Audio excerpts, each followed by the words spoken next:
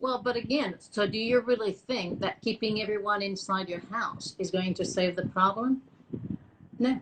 Well, this is a question that everybody's been asking. The shutdowns, the lockdowns everywhere, is it reducing the number of people who are dying or getting infected? Or are the numbers skyrocketing? This is a big question that everybody else is asking. And we will definitely, read some reports in 3 or 5 years from now. But I'm just looking at Sweden. And Sweden did probably the right thing, according to me. And that's my personal opinion. Instead, they look at the long-term sustainable approach instead of having this panic stop. And they probably believe that closing everything is not definitely sustainable.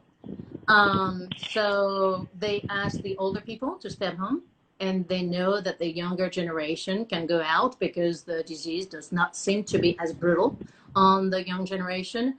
And they understand that zero risk is not a realistic option. I just want to take you up on that.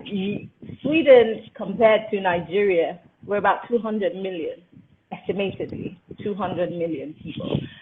I'm not in any way saying that the Swedish are more intelligent or educated than we are, but there are lots of people who do not necessarily believe that there is such a thing as COVID-19. People staying indoors. People are not even staying. They don't believe that this disease is even real. So how do you tell elderly people to stay home? How do you say young people, well, you can go out, but then you have to do this and that? A lot of people do not believe this exists. So this is a problem that Africa is facing. Well, again, it's a problem of education. Okay, we need to educate the people by telling them what it is, and that's what we did in our centers. And we still have people in the village, in Cameroon, saying it's a disease from the West. It's a disease only for the white. And so we try, and it's not me talking to them. It's all our managers of our centers. They're all Cameroonian. They know exactly how to talk to these kids, and but they understand. I mean, the kids, all of them understand.